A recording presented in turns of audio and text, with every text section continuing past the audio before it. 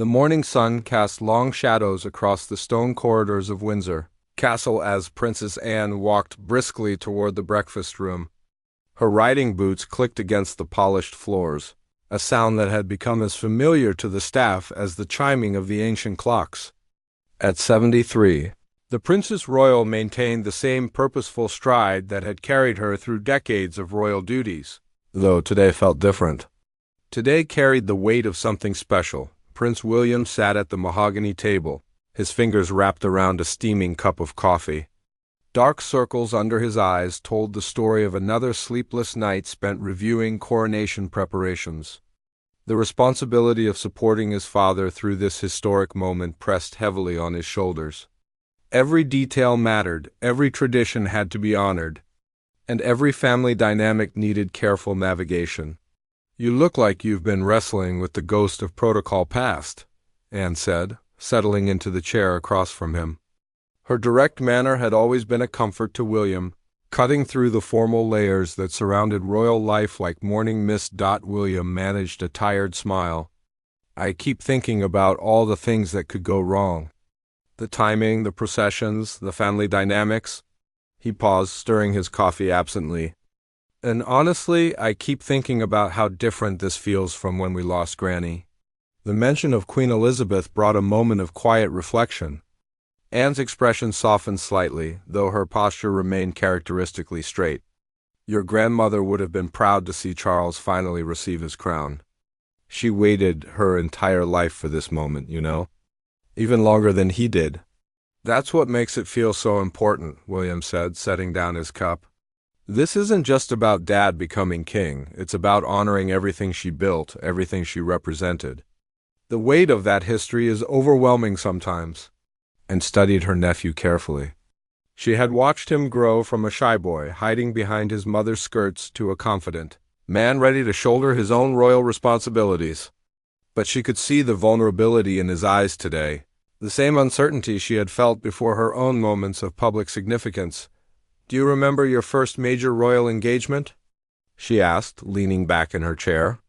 "Not the carefully choreographed appearances, but the first time you felt the real weight of what this family represents?" William considered the question. "The funeral," he said quietly, walking behind Mummy's coffin. "I was 12, and I remember thinking that the entire world was watching us grieve. Not just watching, but depending on us to do it properly, to be strong for them while our hearts were breaking. That was when you learned the most important lesson of royal life," Anne said. "We carry more than our own emotions. We carry the emotions of the nation. It's a burden, but it's also a privilege. Today, your father will feel that weight more intensely than ever before." The breakfast room filled with the comfortable silence of shared understanding. Through the tall windows, they could see the grounds of Windsor coming alive with activity. Security teams conducted final sweeps, while staff members hurried between buildings with last-minute preparations for the family's departure to Westminster Abbey. "Aunt Anne," William said, his voice carrying a note of uncertainty that reminded her of the boy he had once been. "Do you think we're ready for this? Not just the ceremony, but everything that comes after. The scrutiny, the expectations, the constant pressure to be perfect." And smiled, and for a moment the years seemed to fall away. "My dear nephew, no one is ever truly ready to be king. Your grandfather wasn't ready when he inherited the throne unexpectedly. Your grandmother certainly wasn't prepared to become queen at 25. And your father has spent his entire life preparing for this moment, yet I guarantee he woke up this morning feeling completely unprepared." She reached across the table and placed her hand over his. "But that's exactly why you will all succeed. The moment you think you have it all figured out, the moment you stop feeling that weight of responsibility, that's when you've lost touch with why this matters." William felt some of the tension leave his shoulders. Anne had always possessed this gift for cutting through complexity and finding the truth beneath. "I want to be the support for Dad that you and Uncle Andrew and Uncle Edward were for Granny. I want him to know that the family is united behind him." He already knows that, Anne assured him. "But showing it today, standing together as a family during this most significant moment, that will mean everything to him." and to the people watching around the world. They sat together as the morning light grew stronger, transforming the breakfast room from shadows into golden warmth. Staff members moved quietly around them, refilling coffee cups and ensuring everything was perfect, but maintaining the respectful distance that allowed for private family conversations. "There's something magical about Coronation Day," Anne said, gazing out at the bustling activity beyond the windows. "It's not just about crowning a king. It's about the nation coming together to witness something ancient and sacred. It's about continuity in a world that changes too quickly. Your father understands that better than anyone." William nodded, feeling the truth of her words settle into his chest. "I've been so focused on the details and the responsibilities that I almost forgot about the magic. Thank you for reminding me." "The magic will take care of itself," Anne said with characteristic practicality. "Our job is to show up, support each other, and trust in the traditions that have sustained this family for over 1,000 years. Your father has spent his entire life preparing for this moment. Today he steps into his destiny." As if summoned by their conversation, footsteps echoed in the hallway outside. Other family members were beginning their day, preparing for the journey to London and the ceremony that would change everything. The morning of Coronation Day was officially beginning, and with it came the weight of history and the promise of a new chapter in the long story of the British monarchy. William stood up, straightening his shoulders and drawing strength from his aunt's unwavering confidence. Today would be extraordinary, and he was ready to play his part in making it perfect for his father, his family, and his nation. The Royal Mews buzzed with controlled activity as the Golden State coach received its final preparations. Master craftsmen polished every surface until it gleamed like captured sunlight, while the magnificent horses stood patiently in their stalls, their coats brushed to perfection. King Charles stood in the doorway, watching the ancient ritual unfold before him. Today, this carriage would carry him to his destiny. Prince William approached his father quietly, noting how the early morning light seemed to illuminate the gravity of the moment. Charles wore his naval uniform with the ease of long practice, but William could see the weight of anticipation in his father's shoulders, the slight tension around his eyes that spoke of sleepless nights and careful preparation. "The carriage looks magnificent," William said, coming to stand beside his father. "Grandfather would have been impressed by the attention to detail." Charles smiled softly, his eyes never leaving the gleaming coach.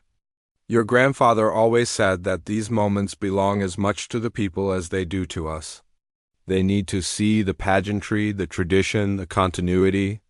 It helps them believe that some things endure despite all the changes in the world." The two men stood in comfortable silence, watching as the stable masters made their final adjustments. The horses, perfectly trained for such occasions, seemed to sense the importance of the day. Their ears were alert, their posture proud, as if they too understood their role in this ancient ceremony. "Are you nervous?" William asked, the question emerging more quietly than he had intended. Charles considered this for a long moment. "Not nervous, exactly," he said finally. "More aware than I've ever been of the magnitude of what's about to happen. 74 years of preparation have led to this single day. Every lesson, every duty, every moment of service has been building toward these few hours." William observed his father carefully. There was something different about Charles this morning, a sense of quiet authority that seemed to have settled over him like a mantle. The uncertainty that had sometimes plagued him in earlier years had been replaced by a deep calm, as if he had finally made peace with his destiny. "Do you remember what you told me when I was struggling with my role after leaving the military?" William asked. "You said that serving the crown isn't about being perfect. It's about being present, being genuine, and trusting that the institution is bigger than any one person." "I remember," Charles said, turning to face his son fully for the first time. "And today I'm counting on that wisdom more than ever." "I'm not perfect, William. I've made mistakes, had doubts, struggled with the expectations placed upon me. But I'm here, ready to serve, and I believe that's enough." The sound of approaching footsteps drew their attention as Princess Anne entered the mews, her bearing as straight and purposeful as ever. She wore her ceremonial uniform with the same natural authority she brought to everything else. but her expression carried an unusual softness as she looked at her elder brother. "The family is gathering," she announced. "Catherine is helping the children with their final preparations, and everyone else is ready for departure. The household staff wanted me to tell you that everything is proceeding exactly on schedule." Charles nodded, but made no immediate move to leave. Instead, he continued to gaze at the state coach as if memorizing every detail of this moment. "Do you realize," he said slowly, "that the last time this carriage was used for a coronation, I was 4 years old? I barely remember that day, but I remember the excitement in the household, the sense that something extraordinary was happening. Today's excitement feels different," Anne observed. "More mature, perhaps. We understand now what we were too young to grasp then. The weight of history, the responsibility to the future, the delicate balance between tradition and change." William felt the truth of his aunt's words settle over the three of them. This wasn't just about ceremony and pageantry. This was about the continuation of something ancient and sacred, something that connected them to centuries of monarchs who had stood where Charles now stood, feeling the same mixture of anticipation and responsibility. "I've been thinking about Mummy all morning," Charles said quietly, "about how she must have felt on her coronation day. 27 years old, a young mother, suddenly carrying the weight of the crown. I have the advantage of experience, of age, of understanding what this role truly requires. But I also have the disadvantage of knowing exactly how difficult it will be." "She would be proud of you today," Anne said simply. "She waited her entire life to see you crowned. Every decision she made, every sacrifice she accepted, was partly for this moment." The emotion in Anne's voice surprised William. His aunt rarely allowed sentiment to color her words, preferring action to analysis. But today was different. Today, even the most pragmatic members of the family seemed touched by the magnitude of what was unfolding. "The children are excited," William said, hoping to lighten the mood slightly. "George keeps asking if he'll be allowed to touch the crown, and Charlotte has been practicing her curtsy for weeks. Louis is just happy about the special breakfast they're getting." Charles laughed, the sound carrying genuine joy for the first time that morning. "Your children remind me why all of this matters. They represent the future, the next generation who will carry these traditions forward. When George is my age, he'll stand where I'm standing now, preparing for his own coronation. God willing, that won't be for many, many years," William said firmly. "You're just beginning your reign, Dad. You have decades of service ahead of you." "I hope so," Charles said. "There's so much I want to accomplish, so many causes I want to champion, so many ways I hope to modernize the monarchy while preserving its essential character. Today is not an ending but a beginning." A call from one of the household staff indicated that it was time to begin the formal procession to Westminster Abbey. The family would travel separately but arrive together, presenting a united front for the nation and the world. Charles took one last look at the state coach, drawing strength from its solid presence and ancient symbolism. "Shall we go and make history?" he asked his son and sister. "Together," Anne said, her voice carrying the firm resolve that had characterized her entire life of royal service. "Together," William agreed, feeling the weight of his family's shared commitment settling around him like armor as they walked toward their respective vehicles. The morning sun climbed higher, promising a day of unprecedented pageantry and profound significance. The coronation of King Charles III was about to begin, and the House of Windsor was ready to write the next chapter of their extraordinary story. Westminster Abbey stood like a cathedral of dreams against the London sky, its ancient stones bearing witness to nearly 1,000 years of royal ceremonies. Inside, 2,000 invited guests filled every available seat, their collective breath creating an atmosphere thick with anticipation. The morning light filtered through the magnificent stained glass windows, casting patterns of blue and gold across the nave. As if heaven itself was participating in the day's sacred ritual, Prince William sat in the front row, his wife Catherine beside him, their 3 children arranged between them like small sentinels of the future. George, at 10 years old, sat with remarkable composure for his age, his eyes wide as he absorbed every detail of the ceremony he would one day experience from an entirely different perspective. Charlotte, 8 and naturally curious, whispered questions about the elaborate vestments and ancient symbols, while 5-year-old Louis alternated between fascination and fidgeting. "Look at all the people," Charlotte whispered to her father, craning her neck to see the assembled congregation.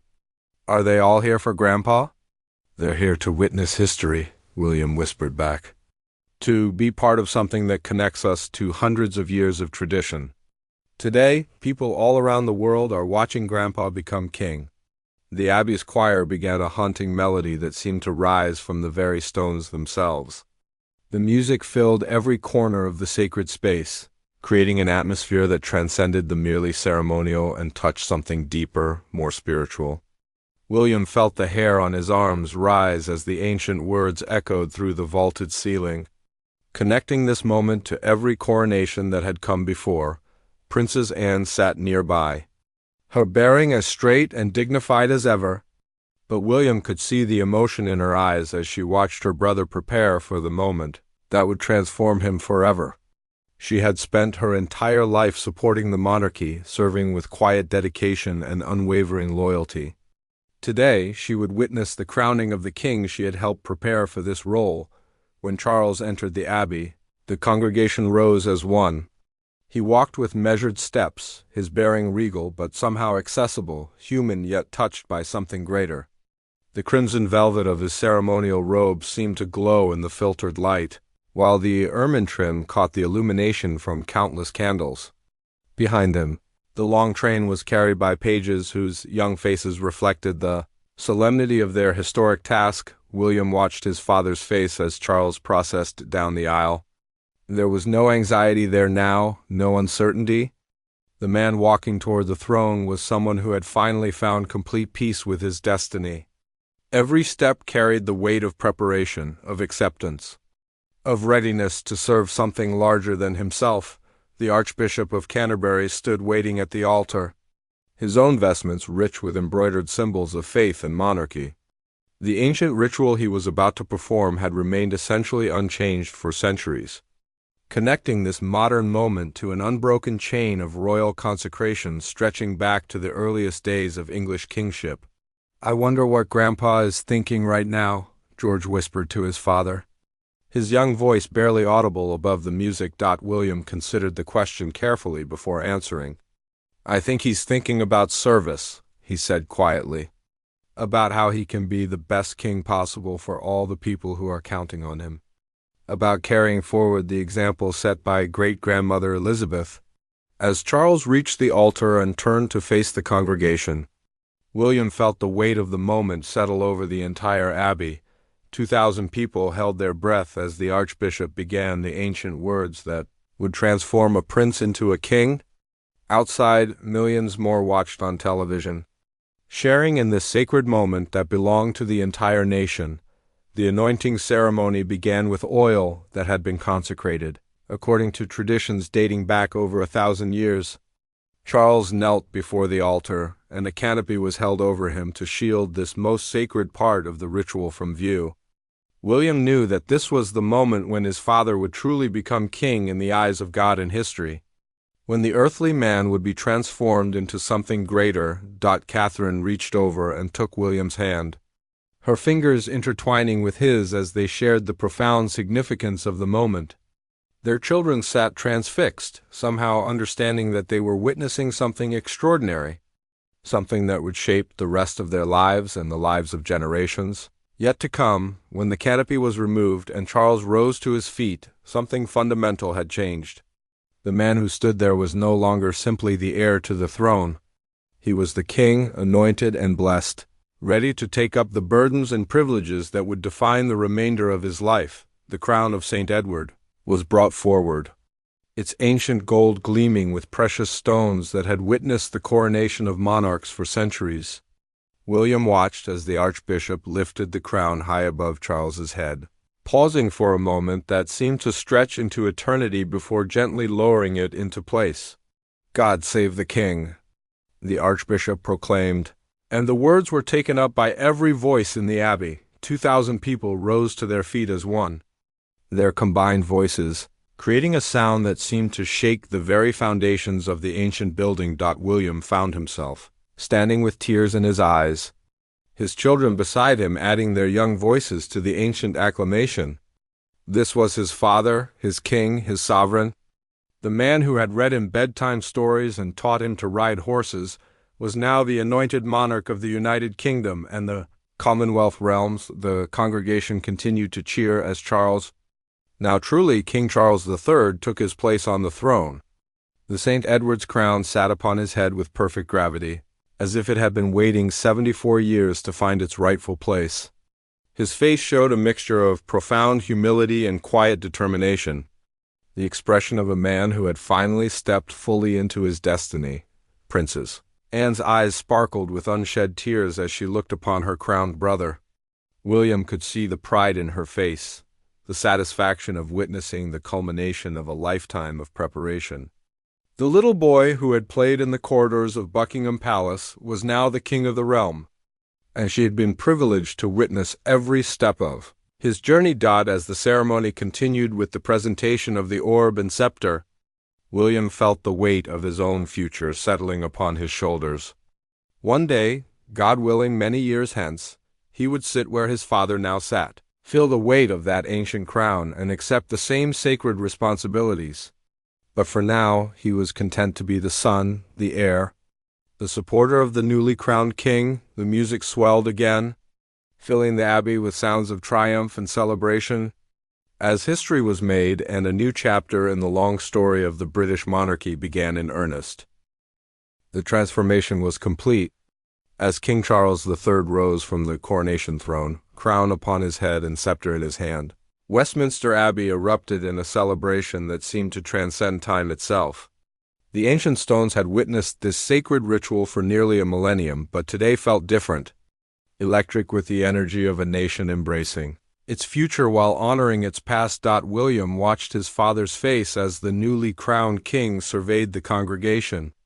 There was something remarkable in Charles's expression, a perfect blend of humility and authority, of gratitude and determination. The weight of the crown seemed to have settled naturally upon his head, as if it had always belonged there, waiting for this precise moment in history. "Daddy, why is everyone crying?" Charlotte whispered, tugging on William's ceremonial sleeve. Her innocent question drew his attention to the faces around them, and he realized she was right. Throughout the abbey, tears flowed freely, tears of joy, of pride, of overwhelming emotion at witnessing something so profound and beautiful. "Sometimes," William whispered back, "people cry when they're very happy. Today is one of the most special days in our country's history, and everyone here feels honored to be part of it." Queen Camilla approached the throne where her husband sat, her own moment of crowning about to begin. She moved with graceful dignity, her bearing reflecting the journey she had taken from a private woman to the consort of the king. William had watched her grow into her royal role over the years, earning the respect and affection of the family and gradually winning the acceptance of the nation. The ceremony for the queen consort was briefer but no less meaningful. As the crown was placed upon Camilla's head, she transformed before their eyes from the king's wife into the queen, ready to support her husband in the monumental task ahead. The smile that passed between Charles and Camilla in that moment spoke of shared understanding, of partnership forged through decades of challenge and triumph. Princess Anne applauded with particular enthusiasm as the newly crowned royal couple took their places side by side on their thrones. William knew that his aunt had played a crucial role in helping Camilla find her place within the family, offering guidance and support with characteristic directness and loyalty. Seeing them both crowned today represented a victory for family unity that had taken years to achieve. The presentation of the newly crowned sovereigns to the people began with fanfare that seemed to lift the very roof of the abbey. Trumpets sounded from every corner, their golden notes weaving together in harmonies that spoke of triumph and celebration. The congregation rose as one, their voices joining in acclaim that echoed through the sacred space and out into the London streets where thousands more had gathered. "God save King Charles!" God save Queen Camilla. The words rolled through the abbey like thunder, each repetition growing stronger and more joyful. William felt his own voice joining the chorus, his children beside him adding their clear, young tones to the ancient acclamation. George stood on his chair to get a better view, his 10-year-old face bright with wonder at the spectacle unfolding before him. Will I have to do this one day? He asked his father, his voice carrying a mixture of curiosity and slight apprehension. One day, when you're much older and ready for the responsibility, William confirmed gently. But that day is far in the future. For now, you just need to remember this moment and how proud you are of your grandfather.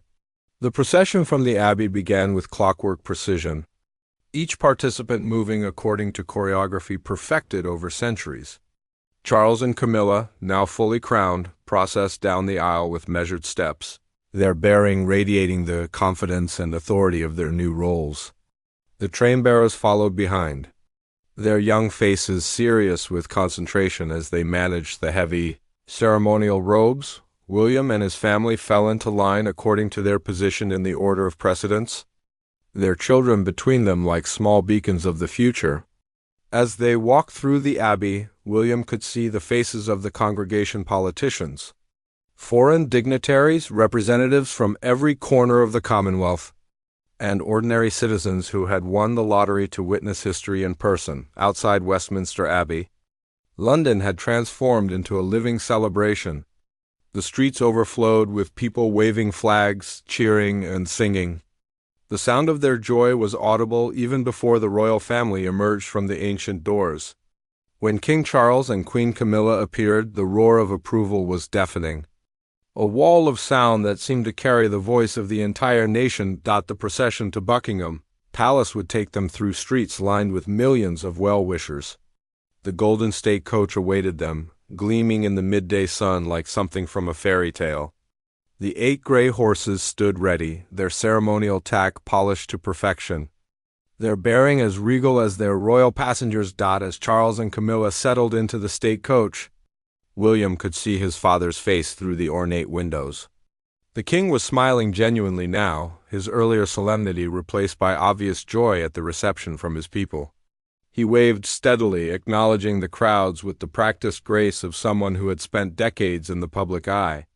But today his gestures carried new authority. The procession began to move, and William found himself in a carriage with his family, following behind the newly crowned sovereigns.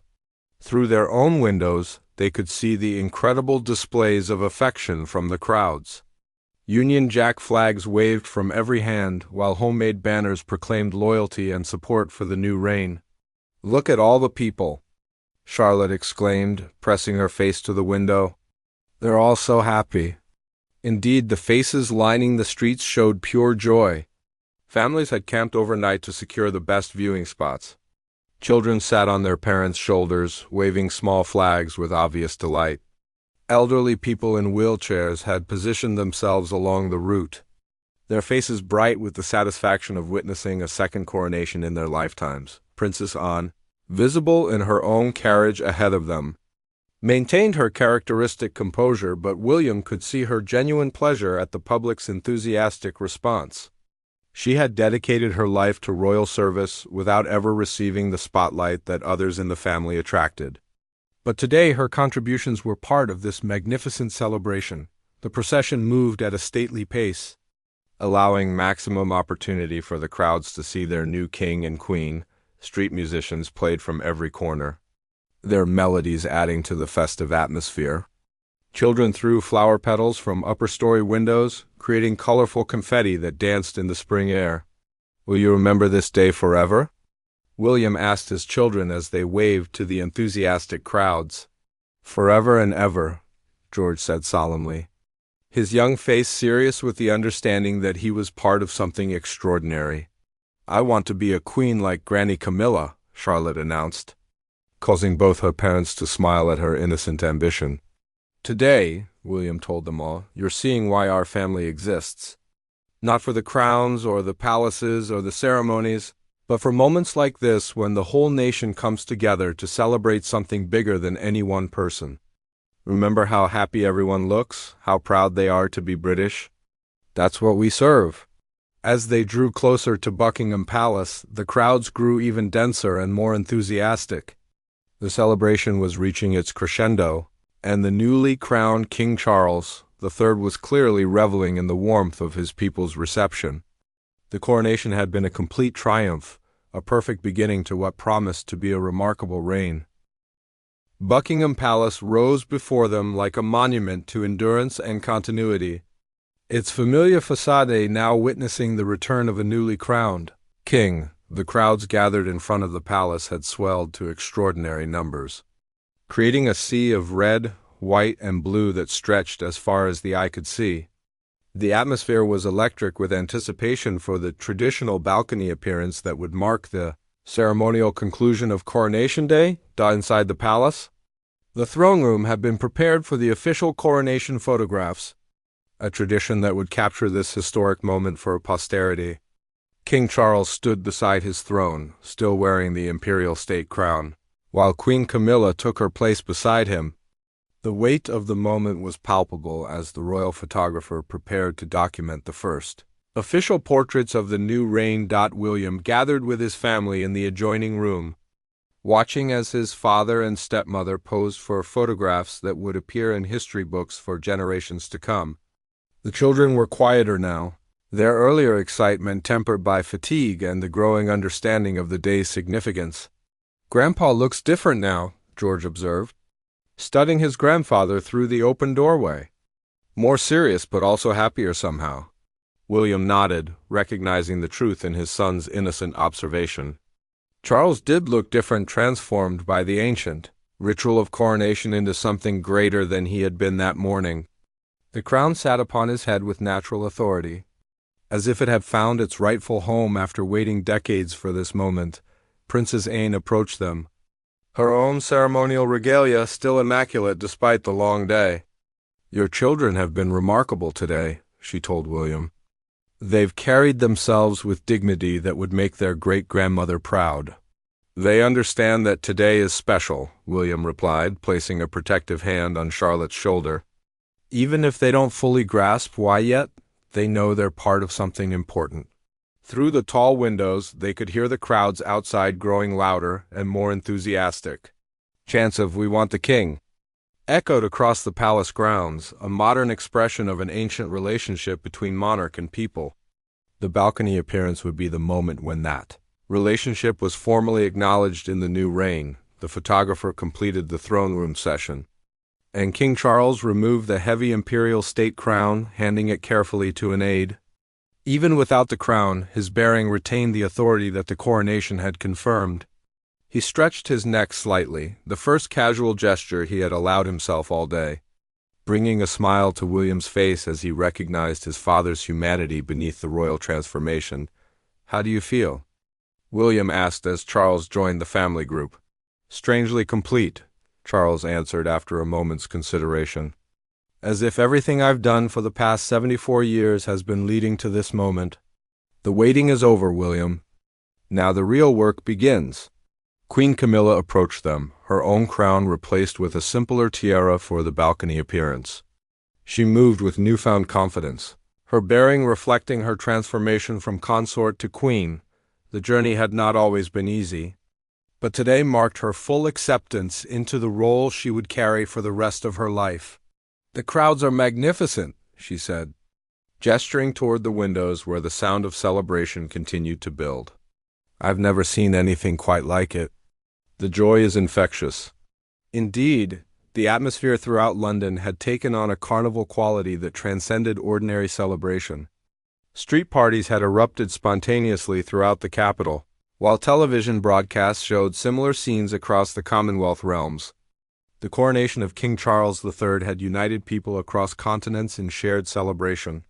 Palace staff began the final preparations for the balcony appearance, adjusting curtains and ensuring optimal positioning for the photographers and television cameras that would capture the moment for audiences worldwide. The famous red balcony had witnessed countless historic moments, but today would add a new chapter to its distinguished history. "Are you ready to greet your people, Your Majesty?" the private secretary asked, using Charles's new title with obvious satisfaction. King Charles straightened his shoulders and nodded. "I've been ready for this my entire life," he said simply.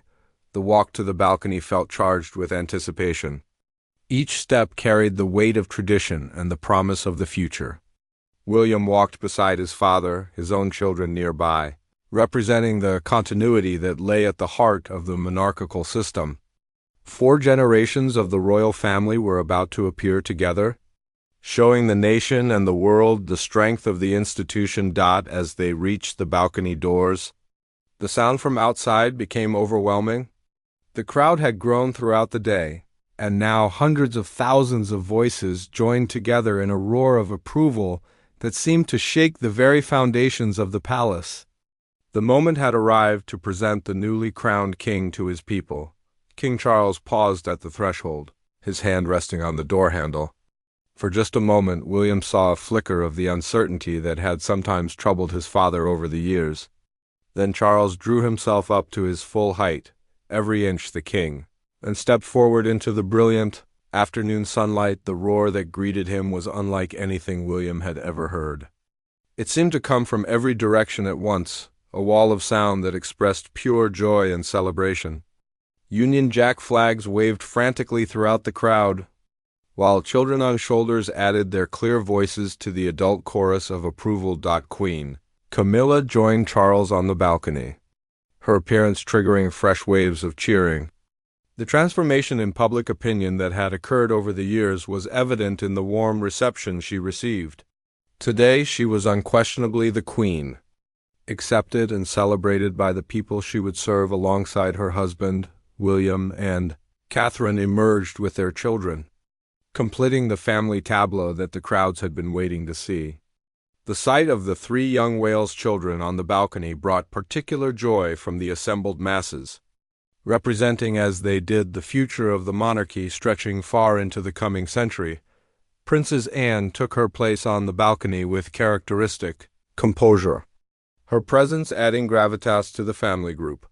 Her lifetime of faithful service was recognized in the cheers that greeted her appearance. Acknowledgement from the people of her unwavering dedication to duty. The family stood together, waving to the incredible crowd that stretched from the palace gates to the Victoria Memorial and beyond. In that moment, they were not just individuals but symbols of continuity, tradition, and national unity. The coronation of King Charles III was complete, and a new era in British history had officially begun. As they stood on the balcony, bathed in afternoon sunlight and the warmth of their people's affection, each member of the royal family felt the weight and privilege of their roles. Today had been about more than crowning a king. It had been about affirming the bond between the monarchy and the nation it served, a relationship that would continue to evolve and endure for generations yet to come. The evening light cast a golden glow across the blue drawing room as the royal family gathered for their first private moments since the coronation ceremony. The formal events were complete. The crowds had dispersed, and the extraordinary day was drawing to a close. King Charles sat in a comfortable armchair, still wearing his evening dress uniform, but with the heavy crown finally set aside after hours of ceremonial duty. William watched his father carefully, noting how the events of the day had transformed him. There was a new stillness about Charles, a sense of settled purpose that hadn't been there that morning. The man who had spent decades preparing for this role had finally stepped fully into it, and the change was remarkable to witness. "The children were extraordinary today," Queen Camilla said, settling into the chair beside her husband. George's composure throughout the entire ceremony was remarkable for someone his age, and Charlotte's curtsy to her grandfather when he returned was picture-perfect. Indeed, the moment when Charlotte had performed a flawless curtsy to the newly crowned king had been captured by photographers and would undoubtedly become one of the defining images of the coronation. The sight of the 8-year-old princess showing such respect to her grandfather had touched hearts around the world. "I was so proud of all 3 of them," William said, glancing toward the corner where George, Charlotte, and Louis were quietly playing with some of the younger pages who had participated in the ceremony. They understood that today was about something bigger than any of us individually. Princess Anne joined them, having finally changed out of her ceremonial uniform into more comfortable evening wear. She moved with the same purposeful stride that had characterized her entire life. But there was a softness in her expression that spoke of deep satisfaction at the day's success. "The newspapers are already calling it the most successful coronation in modern history," she reported. "The crowds exceeded all expectations, the ceremony went without a single mistake, and the international response has been overwhelmingly positive.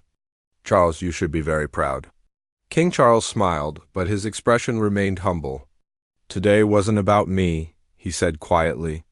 "It was about the institution, about continuity, about showing the world that some things endure despite all the changes around us. I was simply the vessel through which that message was delivered." The modesty in his words reminded William of why his father had been so well suited for this role. Despite decades of waiting, despite the pressures and criticisms he had faced over the years, Charles had never lost sight of the fact that the monarchy was about service rather than personal glory. "Do you remember," William asked, "what you told me when I was struggling with my royal duties after university? You said that the crown chooses us, not the other way around." "Today, I finally understood what you meant." Charles nodded thoughtfully. "The moment that crown was placed on my head, I felt the weight of every monarch who had worn it before me. Edward the Confessor, William the Conqueror, Elizabeth I, Victoria, your grandmother Elizabeth. They were all there with me, and I knew that I was joining something much larger than myself." The room fell into comfortable silence as they reflected on the magnitude of what had occurred. Through the tall windows, they could see the lights of London twinkling in the gathering darkness. Somewhere out there, millions of people were still celebrating, still processing the historic events they had witnessed. "What happens now?" Charlotte asked, approaching the adult group with the innocent directness that characterized children her age. "Is Grandpa different now that he's the real king?" Charles smiled and gestured for his granddaughter to come closer. "I'm still the same person who reads you stories and teaches you about gardening," he said gently. "But now I have new responsibilities, new duties to the people of our country and the Commonwealth. I'll need your help to remember what's truly important." "What kind of help?" she asked, settling onto the footstool beside his chair. "Help remembering that behind all the ceremonies and protocols, this is about caring for people," Charles explained. "Every decision I make as king should be guided by what's best for families like ours, for children like you and your brothers, for communities across our realm." William felt a surge of pride as he listened to his father explain the philosophy that would guide his reign. This was the Charles he had always known, thoughtful, caring, deeply committed to making a positive difference in the world. The crown had not changed those essential qualities. It had simply given him a larger platform from which to express them. "The Commonwealth leaders were particularly impressed today," Queen Camilla added.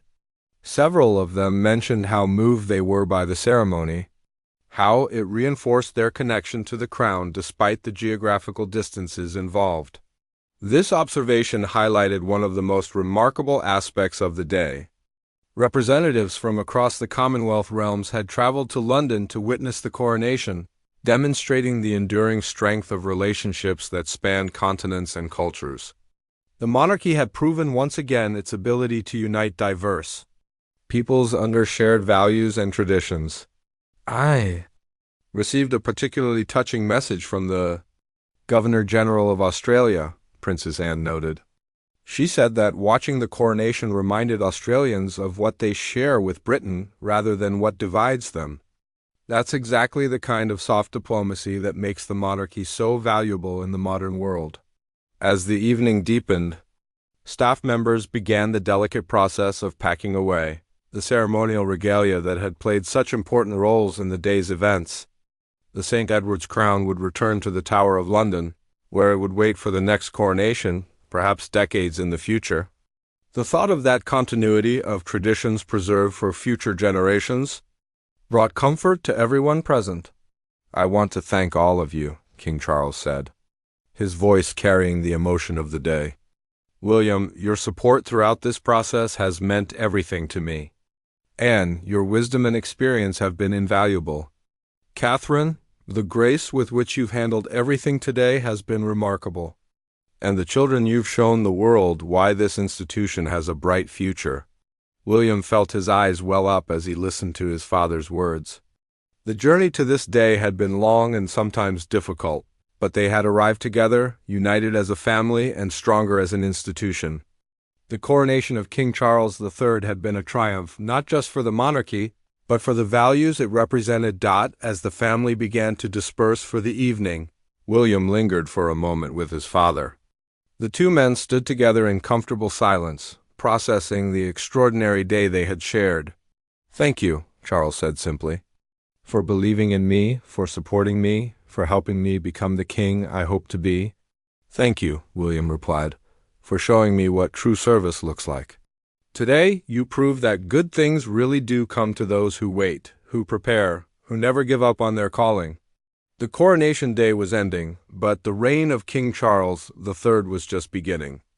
Outside, London slept peacefully under the protection of its newly crowned sovereign, while inside Buckingham Palace, the royal family rested in the satisfaction of a day that had exceeded every expectation and launched a new chapter in their nation's remarkable story.